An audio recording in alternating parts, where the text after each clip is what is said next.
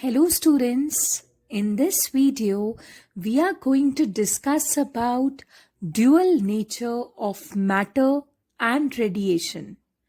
We know several phenomena of light like diffraction, interference, etc., which show that light behaves like a wave.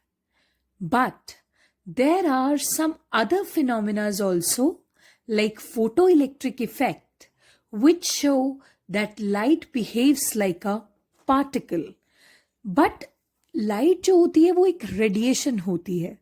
हमारा पूरा universe it's just made up of two things, matter and radiation, and light comes under the category of radiation. So radiation sometimes sometimes it behaves like a wave and the other times it behaves like a particle. So radiation has got dual character to it, dual nature, right? So it behaves like a particle, it behaves like a wave. So the same thing goes for matter also. De Broglie suggested that nature cannot be this cruel that it gives a special treatment to radiation. Our complete universe is divided into two categories: matter, the things which are classified as matter, and the things which are classified as radiation. अगर radiation का dual character है, कभी तो radiation आपको wave लगेगा, कभी radiation आपको particle लगेगा, तो ऐसा मैटर के साथ भी होना चाहिए कि मैटर कभी आपको पार्टिकल लगे और कभी वेव लगे, right? So de Broglie suggested that actually in this universe, everything has got a dual character to it, dual nature. It possesses a dual nature, where sometimes you see that the things are behaving like wave, and the other times you see that things are behaving like a particle, right? So according to de Broglie hypothesis, every matter possesses a wave associated with it, और हम उस wave को बोलते हैं matter wave. Now just have a look at the nature of light. De Broglie suggested that when you consider light to be possessing a particle nature, then its energy is given like quanta of energy E is equal to h nu, right? A packet of energy E is equal to h nu. And when light is thought as radiation, then its energy is given by E is equal to mc square. This is Einstein's relationship. So when you equate these two equations of energy, you get h nu equals to mc square.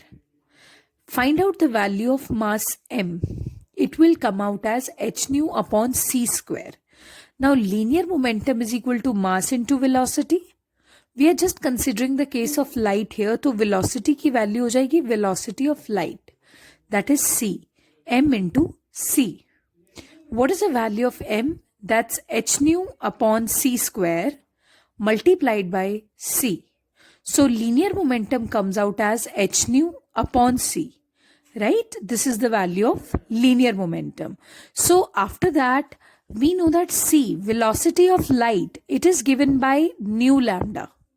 Right? Velocity of light is given by nu lambda.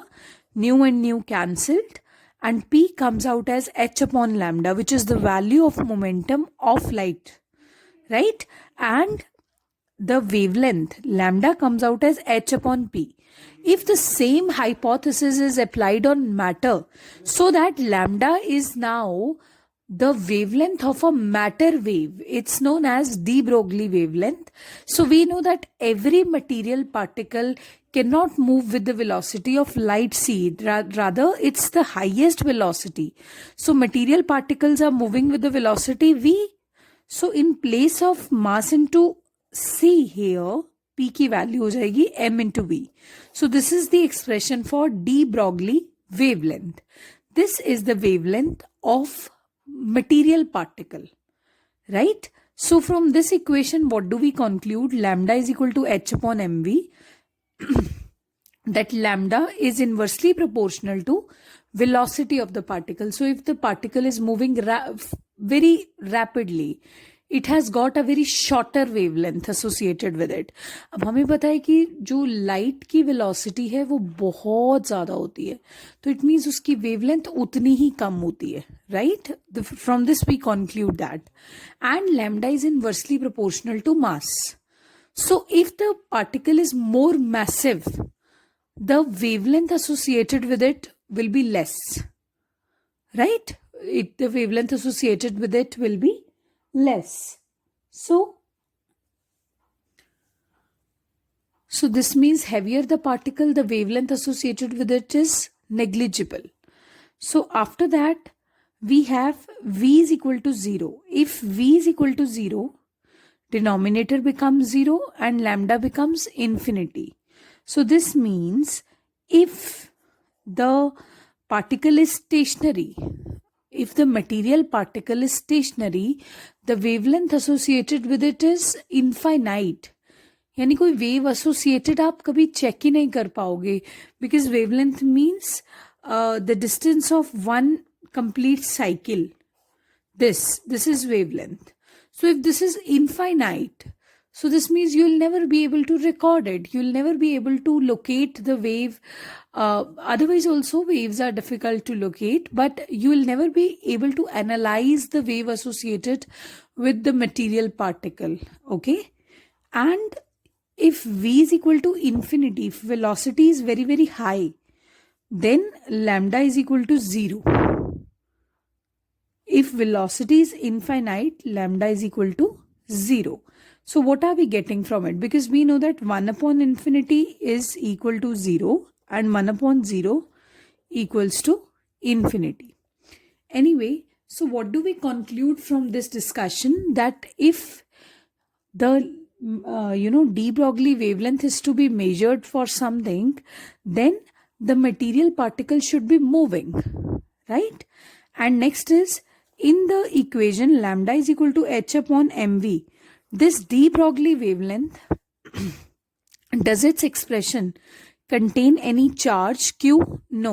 So de Broglie wavelength is independent of charge of the particle. So that means de Broglie wavelength is not electromagnetic wave, because electromagnetic wave is produced by accelerated charged particle. So it's not electromagnetic wave, it's simply known as the matter wave. ये वो waves हैं जो matter के साथ associated होती हैं. Okay, so this is de Broglie hypothesis. This was suggested by de Broglie. He said that just like light being a radiation sometimes behaves like a wave and sometimes it behaves like a particle, the same way matter, which is actually a matter, a particle, that would sometimes behave like a matter, this particle, and sometimes it would behave like a wave, right? So this is de Broglie hypothesis.